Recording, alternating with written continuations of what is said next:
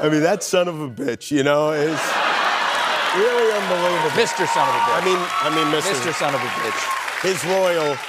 Yes. Yeah, no, I never imagined that we'd ever have a president like this. And I hope we don't ever have another president like this again. I mean, I never even imagined there would ever be a situation in which the president of our country was celebrating hundreds of Americans losing their jobs. But somebody who took pleasure in that. That, to me, is the absolute opposite of what a leader of this country is supposed to. Yikes, Donald Trump just gave a speech before a very tiny crowd at the Mount Airy Casino Resort in Pennsylvania. Just take a look at the crowd size here. I don't know, maybe 100 or 200 people actually showed up to this thing in this small casino reception area. And Donald Trump was holding this event. They called it a rally, and it was Donald Trump. He was going to talk about how he's made America more affordable and that everybody is thriving and doing a great job. Something unprecedented happened on September 30th, 2025. Two late-night hosts who had both been targeted by the Trump administration did something that had never been done before in the history of late-night television. Jimmy Kimmel and Stephen Colbert appeared as guests on each other's shows the same night. Not just a casual drop-in, a full coordinated crossover. Colbert on Kimmel's show in Brooklyn, Kimmel on Colbert's show in Manhattan. And what they exposed wasn't just Trump's thin skin or his inability to handle criticism. Here in New York, to punish you for disliking him, Trump is putting $18 billion worth of New York City infrastructure projects, like the new rail tunnels under the Hudson and the Second Avenue subway project, on hold to make sure the money isn't being used to support DEI. Apparently, they think trans stands for transportation over there. And they want to stop it. This is clearly an abuse of power. My parent corporation, Paramount, paid Donald Trump a $16 million settlement over his 60 Minutes lawsuit. As someone who has always been a proud employee of this network, I am offended. And I don't know if anything will ever repair my trust in this company. But just taking a stab at it, I'd say $16 million would help. This settlement. Donald Trump said right here, he couldn't even get a sentence out of his mouth. Oof. Here, play this clip. Europe. On day one, I ended the war in Pennsylvania Energy. I just terminated something that... They exposed a pattern of government censorship that should terrify anyone who cares about democracy. But to understand what happened that night, we need to back up a few months. Because both of these guys had been through hell, and it all came from the same source. Donald Trump's administration weaponizing government power to silence critics. Let's start with Stephen Colbert. On July 14th, 2025, Colbert returned from vacation with a new mustache and a monologue that would end his show. This puts them at risk. The President of the United States made it very clear he wants to see me and the hundreds of people who work here fired from our jobs. Our leader celebrates Americans losing their livelihoods because he can't take a joke. He was somehow...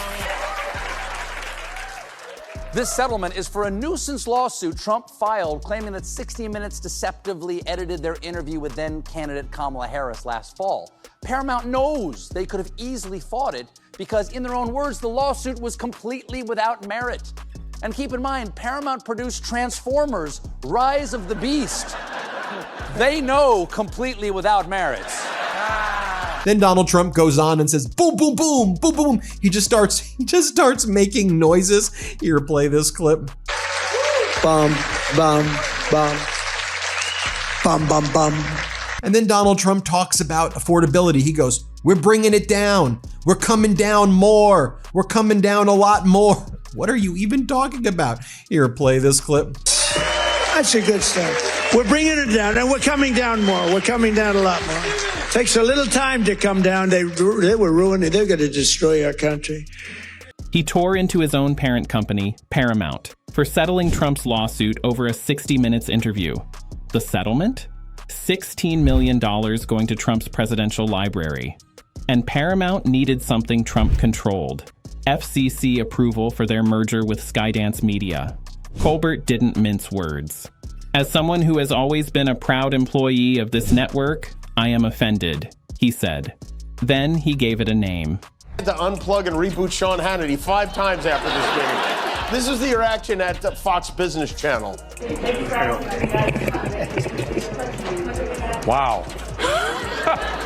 Just one word, wow. Hey, is that a good wow or a bad wow? Or a sham wow? Nobody knows. After weeks of painting Mamdani as the 4th horseman of the Trumpocalypse, they didn't know what to do with themselves. This is how upside down this crop of MAGAteers is. They're mad at Trump. Some of them are furious at Trump because he was friendly with the new mayor of New York. Yesterday, after threats from Trump's FCC chair, ABC yanked Kimmel off the air indefinitely. That is blatant censorship. And it always starts small. You know, remember like in week 1 of his presidency, Gulf of America. Call it Gulf of America. Sure, seems harmless, but with an autocrat, you cannot give an inch. And if ABC thinks... Then Donald Trump gives a shout out to the miners. He says that he loves the miners. Here, play this clip. For miners, do we love miners? I love miners. We know. Then Donald Trump goes on to talk about how Caroline Leavitt has these great little lips. These little ba-ba-ba-ba-ba machine gun lips. And that's what he was talking about. Here, play this clip. Isn't she great? Is Caroline great? You know, when she goes on television, Fox, they dominate. They dominate when she gets up there with that beautiful face and those lips that don't stop, up, like a little machine gun. She's got no fear. You know why she has no fear? Because we have the right policy. I believe this kind of complicated financial settlement with a sitting government official has a technical name in legal circles. It's big fat bribe. The audience loved it. Colbert even joked that nothing could repair his trust in Paramount. But just taking a stab at it, I'd say 16 million would help. He was fearless. He knew what he was doing. He pointed to reports that once Skydance took over, they'd put pressure on him to tone down Trump criticism. Colbert stroked his new mustache and asked, but how are they going to put pressure on Stephen Colbert if they can't find him? They had an America First gala at Mar-a-Lago, of course, where Trump got an introduction from none other than the Italian stallion himself. When George Washington defended his country, he had no idea that he was going to change the world. Because without him, you can imagine what the world would look like. Guess what? We got the second George Washington. Congratulations! You good? But... Now, unlike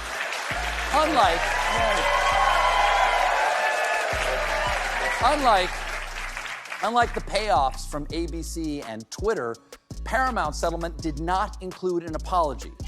Instead, that's good. Instead, the corporation released a statement where they said, you may take our money, but you will never take our dignity. You may, however, purchase our dignity for the low, low price of $16 million. We need the cash.